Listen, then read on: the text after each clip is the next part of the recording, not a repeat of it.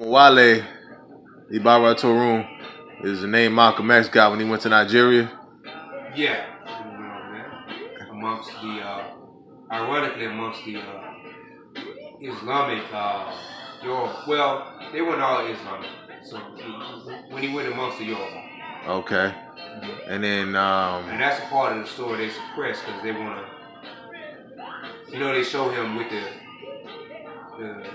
Islamic attire on. Right. Rap, but they never really talk about his sojourn in southern Nigeria. And that's what he got on Wale, and he actually brought that name back. He got other names from the Fulani. He didn't bring that back. He brought Wale back because Wale means the child has returned home. Right. So he kind of stuck to that. Right.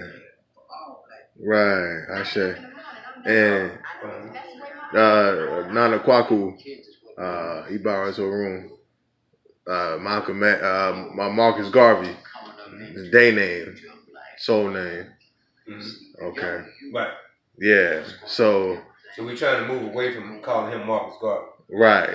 And that's all due respect, to his legacy and whatnot. But we're not like a lot of the people in these African traditions where they say, when you ask them why they got a cross at their ancestral shrine, and it's out of respect to my grandma.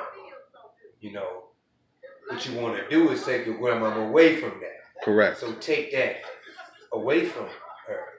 Take that away from your lineage. So we're going to take Marcus Garvey away from Nana Kwaku. We're going to take Malcolm X away from Baba Omowale Ibarra Torun Simchi Jiwa, which means to both of them.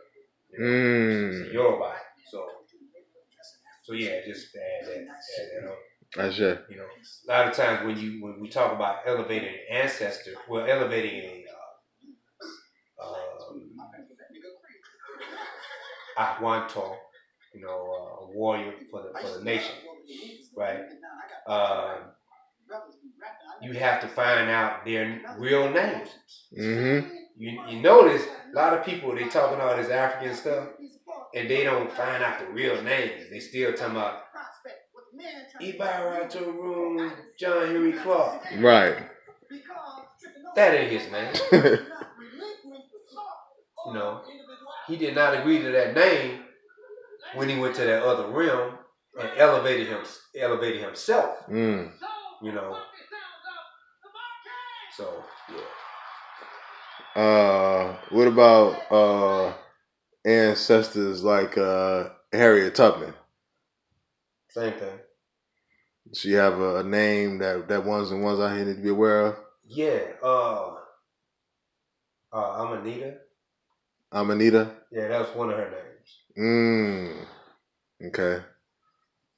But she's still not Tohun yet, though. She's still being elevated. Right. What about Nat Turner? Still being elevated. All that time, you would think the one that kicked this off for a lot of us. Right. But he has some issues. Yeah. That's blocking. What's funny?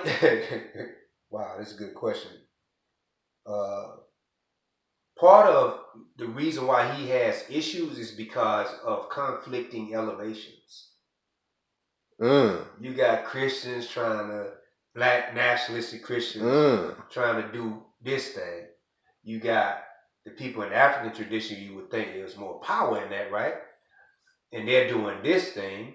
The people in the African traditions, none of them have actually inquired and say, hey, what's this man's real name?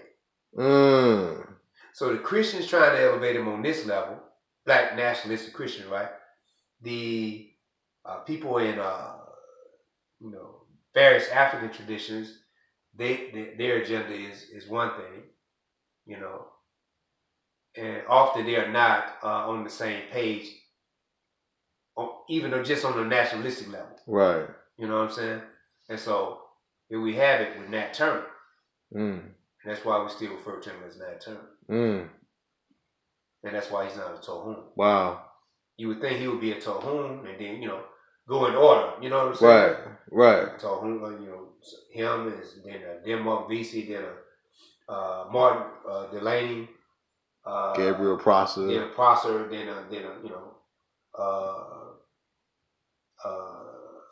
who we thinking of before Garvey, but then a Garvey or whatnot. But Garvey is the one that relinquished that bull jive. And what happened was we found out the one reason it was easier to elevate him because he relinquished it before he left this world. But he didn't have nobody to tell. Wow. And that's why they was throwing rocks at him in Jamaica. Right. When he returned. And they was ridiculing him and stuff like that. Because that part ain't told. Right. They just reported as, he came back to Jamaica and he was disrespected. Like, he came back to Jamaica talking about the Abo song. African deity. He was talking about Obia. And he was like, hey, we got to get these people off us and we might need to return to Obia and Pocomania, right? And he was like, boo. They weren't trying to hear it. You really went too far now. Right. And so people like that die, oftentimes die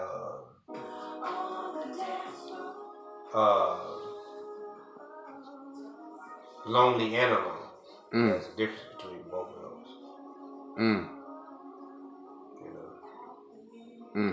Shunned, you know what I'm saying? Right. Yeah. Marooned. Right. Without them trying to be marooned. Right. Just marooned away from everything. You could only try to teach people the real truth so long before you say, I got to maroon myself from the people that I was trying to make maroon. Right. And then, so that's what happened to God, Nana Kwaku.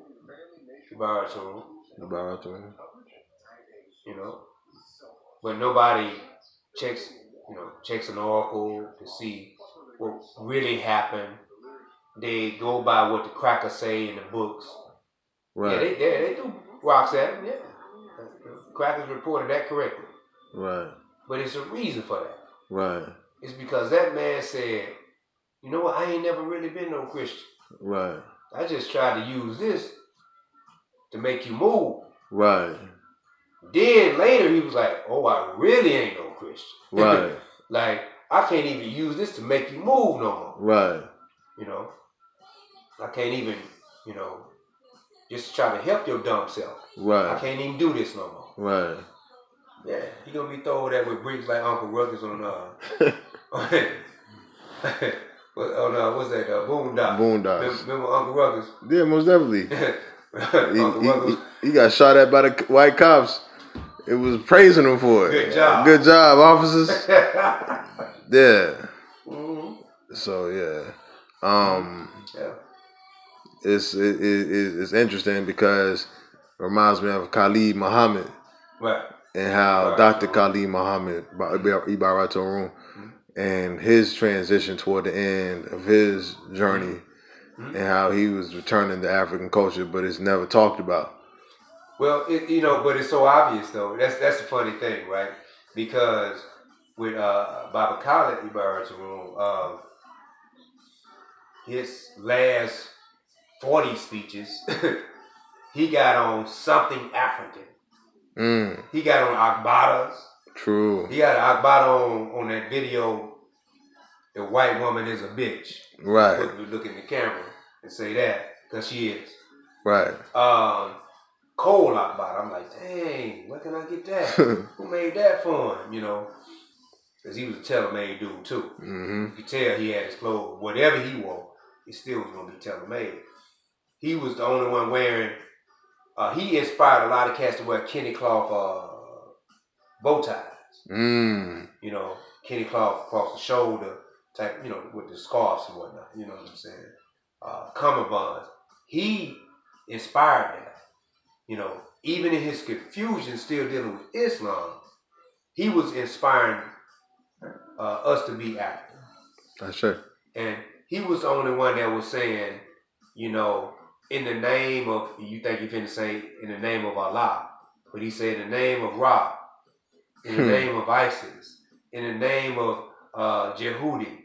He's saying all that in the name of Shango. I saw that man mention Shango. I didn't know at the time though who Shango really was, but I'm like, who is the Shango? Let me learn more. Let me, Ashun. He mentioning these names. Right. Then he mentioned Allah at the end. Right. Notice that, right? Just look up some of his stuff. Like, So he caught my attention on that because he was talking about African deities. And then when we find out that he was dealing with people in the African tradition, we were related, you know.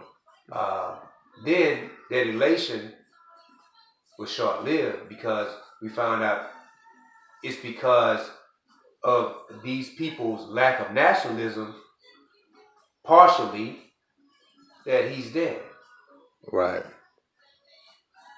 Because he was dealing with people that were dealing with one day Abimbola.